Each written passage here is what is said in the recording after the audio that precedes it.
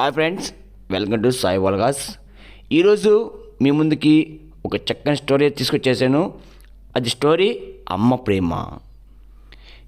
ఈ story start చేసే ముందు నా ఛానల్ కొత్తగా ఎవరైతే చూస్తున్నారో వాళ్ళకి ఈ వీడియో నచ్చితే నా ఛానల్ని సబ్స్క్రైబ్ చేసుకొని లైక్ చేయండి, షేర్ చేయండి. ఫ్రెండ్స్, అమ్మ ప్రేమ గురించి చాలా స్టోరీలు చదివాను. 2 days నుంచి చాలా కథలు అనుకున్నాను, కానీ నిన్న జరిగిన ఒక్క సంఘటన నా ఉదయాన్ని చాలా కదిలించివేసింది. ఆ స్టోరీ ఏంటంటే, నేను ఎంతో ప్రేమగా పెంచుకుంటున్న మా కుక్క పిల్ల, దాని పిల్ల ఒక్కటి నిన్న చనిపోయింది. ఆ చనిపోవడం కూడా నా చేతుల్లో చనిపోవడం అనేది చాలా బాధాకరం.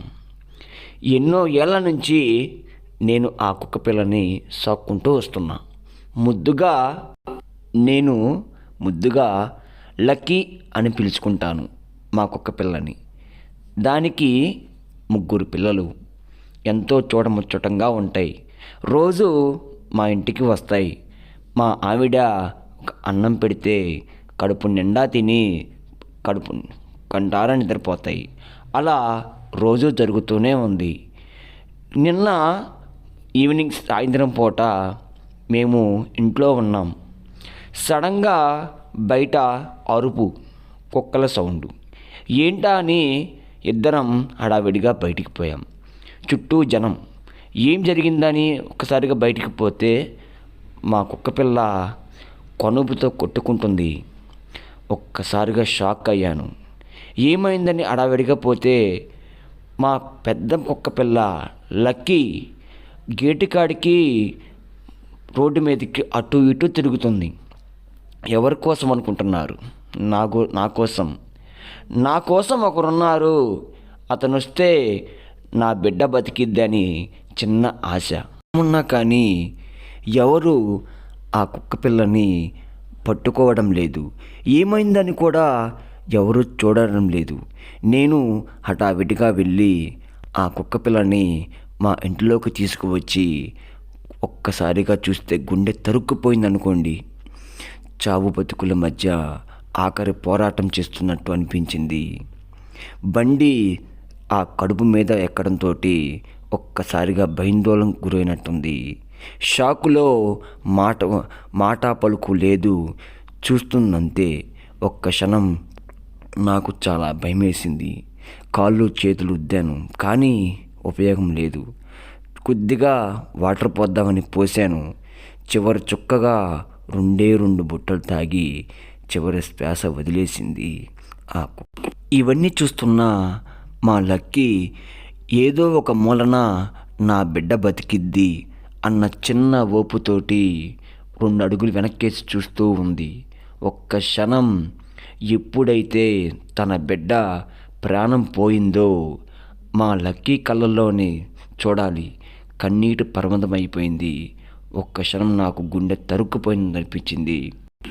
శ్వాస పోయిందో అప్పుడు నేల మీద పనుకోబెట్టంగానే మా లక్కీ దగ్గరికి వచ్చి లే లే అన్నట్టు తన కాళ్ళతోటి కొట్టడం, మూతితో పొడవడం చేస్తుంటే ఒక్క క్షణం నాకు ఏడుపు ఆగలేదు. ఏదైనా అమ్మ ప్రేమ గొప్పది అనిపించింది.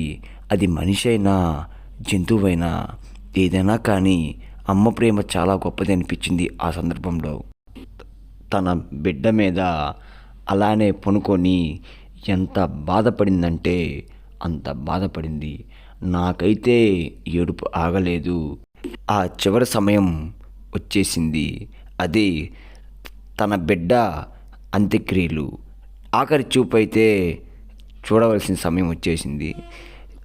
ఎప్పుడైతే ఆ బిడ్డని తీసుకువెళ్తుంటే ఆ తల్లి పడ్డ బాధ వర్ణాన్వితం, చెప్పలేనిది.